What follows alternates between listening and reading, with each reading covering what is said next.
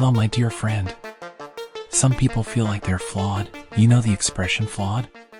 It has not been on the agenda much lately, but in our time, there were defective products in some outlet stores. For example, trousers, t-shirts would sell them cheap. Defect means faulty. There are even stitching mistakes in some parts. The paint has peeled off in some places. You could get these products for half the price, sometimes even cheaper. Well, some people think that they have such flaws, and therefore, even if its value is 10, it calculates itself as 3. Even if I go a little further, if someone around them values that person, that is, the person who feels defective, these people panic.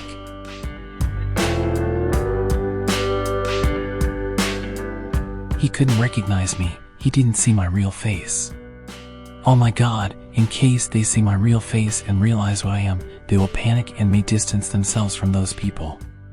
This is the state of feeling defective. People can cause a very heavy feeling of worthlessness. This is a burden on his psyche.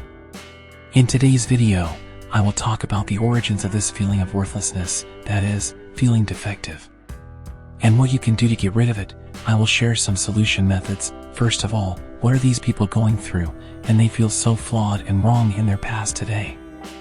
It can often be related to the family in the past. It may be related to the teacher. There may be some traumatic experiences. If you were treated very critically against you in the family, if you were constantly criticized, if nothing good is said, this may cause a perception as if you are flawed. Sometimes mothers or fathers can blame their children for the problems in their own life. For example, a mother marries a man she doesn't want. While she is dreaming of divorce, she finds out that she is pregnant, and she finds out that she is pregnant, and when you were born, you actually didn't know anything, but because she didn't love your father and your father married a person he didn't love, everything he blames you for it. He treats you badly, criticizes you. He says, I did these things because of you. He says, I suffer because of you. You are sentenced to a sentence for a lifetime, which is actually not your fault in any way. So if you have something like this in your past, you've been constantly blamed by a parent for any reason, this can trigger a feeling of being at fault in you too. In some families, there is a scapegoat. For example, one of the children can be blamed for every wrong thing in the house. Your brother makes a mistake. For example, that brother is blamed again. Your father's business goes bad because of you. And when the child is exposed to it at a very early age, he or she may not realize the distinction. Parents, they are the most trusted source of information for their children. I think he's right when there's such feedback from them. They won't get mad at me if I wasn't flawed, so they gain something deep in their minds. Sometimes there is a situation of comparing siblings with other members of the family, with cousins, and pointing to other people and emphasizing how poorly, inadequate, and ugly you all failed. After a while you will accept it too. You say you're right.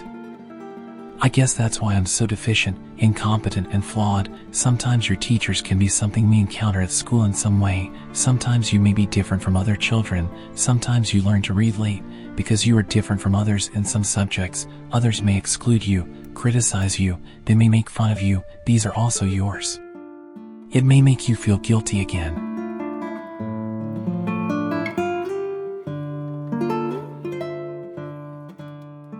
So, how does the imperfection scheme affect our daily lives? One of them is relationships.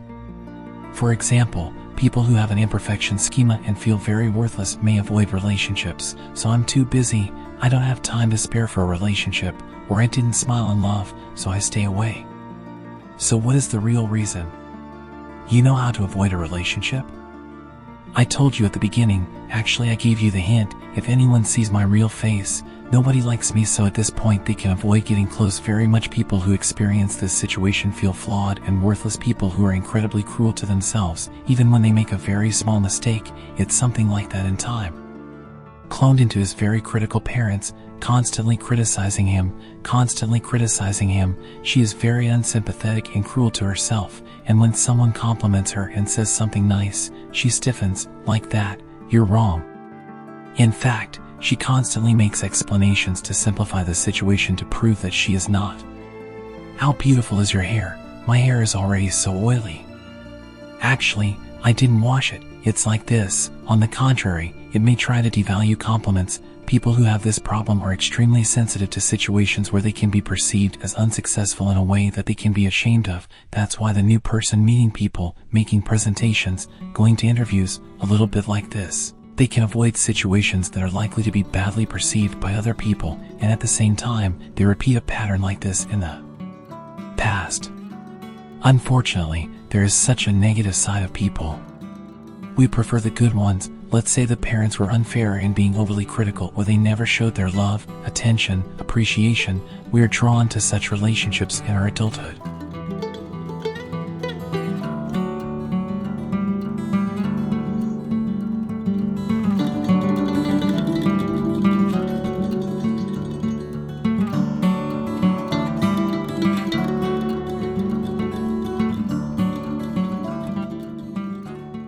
If we are having such a problem, it is either to people who are bad in some way or to people who are overly critical. We approach harmful, abusive people and we find them attractive. The interesting thing is that we sacrifice ourselves a little like that to make those people like us, especially narcissistic people, psychopathic people, exploitative people love such people more. We often come across such narcissistic and toxic people around such people, so what can you do? For this situation, I do not recommend it to go to your mom and dad. Why did you treat me like this? Why did you do this? It is very rarely useful to confront the past like this. Only to what? A past to realize why you have to go through it. The second is that usually, for example, if you are accused at a very early age, one does not realize at that moment whether this accusation is right or wrong. You teleported next to him and at that moment he blamed those criticisms. Did you deserve to compare the cruel approaches? For example, would you do these things to your own children? Another thing you have to do as a child is in which situations you are triggered and in which situations you feel guilty and faulty. You have to determine them. Sometimes it may be a person, sometimes it may be a situation that makes you feel flawed, it may be an event. It is very good that you write down and work on a paper and work on a notebook. It will happen, you need to move on after it is determined. And in those cases it will be good to analyze those situations a little. You should know that you usually think that you deserve such love by begging or crushing yourself in some way, but someone compliments you. If it does, it's because you really deserve it.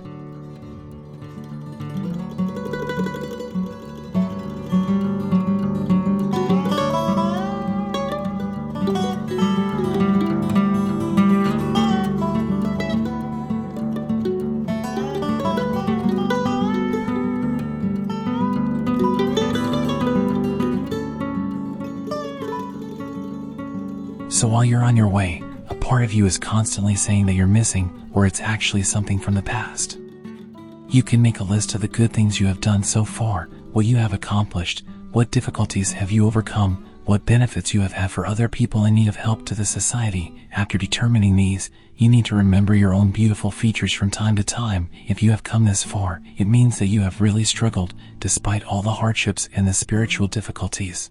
I think it's a really admirable struggle, and if someone sees your good side in today's world, it's because you really have a good side, because people usually approach it more brutally in a cruel world. I forget, there is a fault with people who feel defective and worthless. They evaluate themselves so negatively that they think that other people do not notice it. Normally, if someone says something nice to you, know that you have done much more than other people about it. This is a very important thing, side-eye, because you evaluate yourself very little. So from time to time, pampering yourself a little bit and praising yourself. I did this, I succeeded, these are what I can do, these are my skills, these are my good points. It will be good. A mistake made by people who feel flawed and worthless is that they are a little nervous at the point of setting boundaries, and when you do not set boundaries, other people can violate their boundaries very easily. One of the most important things that make you feel valuable is to draw boundaries. Because other people show more respect to people with boundaries, show more value. Don't be afraid to draw boundaries too. You have the right to this. You have the power to do this. You didn't realize it until today because you didn't use that power. But the more you use it, the more you will say, I was able to value and avoid relationships no matter what. You're afraid when someone comes near you.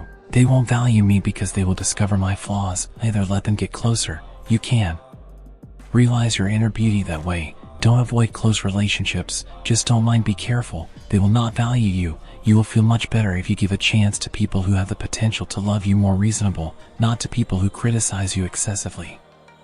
Well, my dear friend, what did you experience in the past and you feel worthless? What life in the past caused these? You can share them with us if you want. From the comments section.